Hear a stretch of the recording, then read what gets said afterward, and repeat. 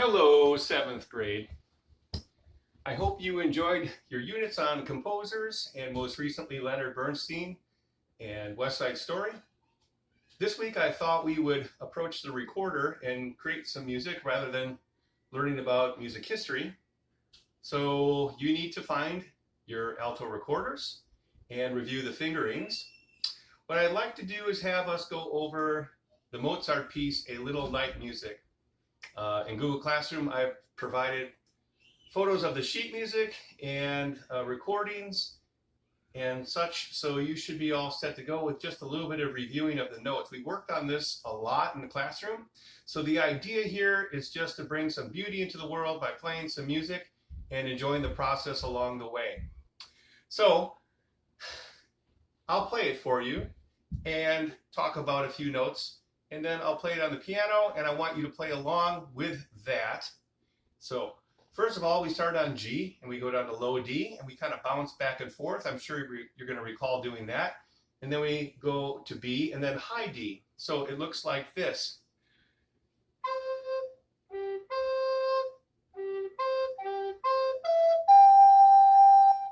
Okay, so just some reminders. Remember that you're playing with flat fingers, and always keep your right hand thumb underneath the fourth hole on the bottom to support the instrument. You especially need that on the high D.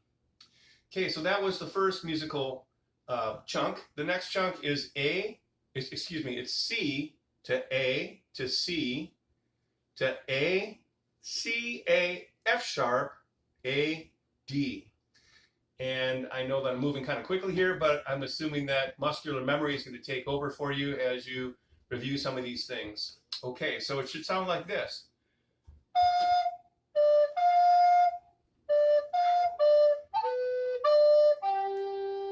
Again.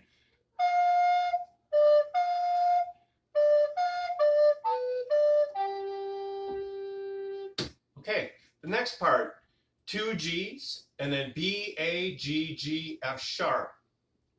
So,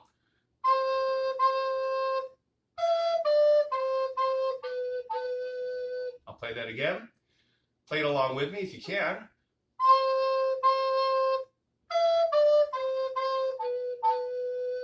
And then in a beautiful Mozartian way, he answers the question by going A, C, F sharp, A, G, G.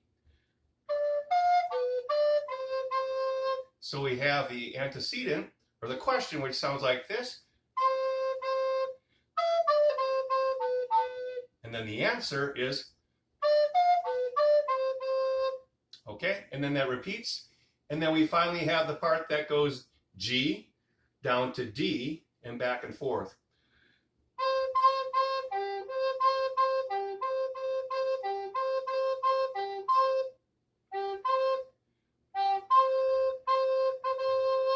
So that represents the first A statement of the melody. And to review that in its entirety, it sounds like this.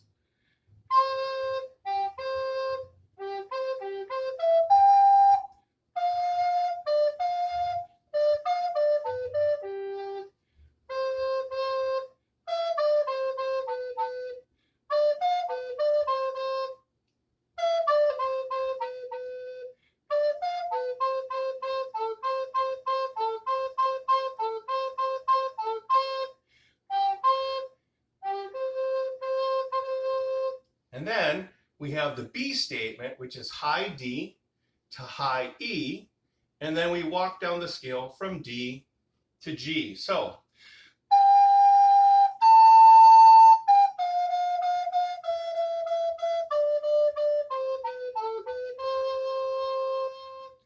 okay, so you'll notice on that last little segment where it goes G, F sharp, E, F sharp, D, that I'm very careful to keep my fingerings like this. G, F sharp, E, F sharp, G. I'm not doing this. This is not what you want to do. You don't want to go G, F sharp, E, F sharp, G, where I'm moving my two center fingers in my right hand back and forth. That produces very inefficient fingerings, and you're going to struggle rhythmically, and it's going to sound like your notes are leaking as well. So that B segment is repeated twice. So here it is again.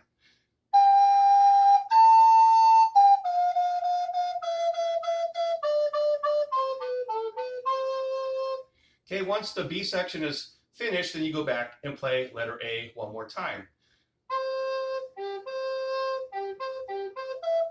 etc., etc. Now, hopefully you'll also notice that I am tonguing every note.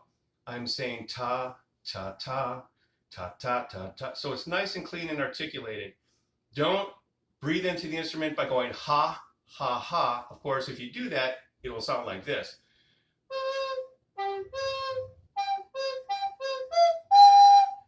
Okay, we don't want it to sound circus-like you're a calliope. So tongue every note, and you'll have control of the instrument, and it will sound more like the classical era and even the Baroque era with the recorder. So ta, ta, ta, ta, ta, ta, ta, ta, ta, like that. Okay, so now I'd like to provide for you a piano track that you might be able to practice along with as well once you've reviewed the previous part of this video and you've gone over your recorder notes and how to play those little segments. So when you think you're ready, please continue.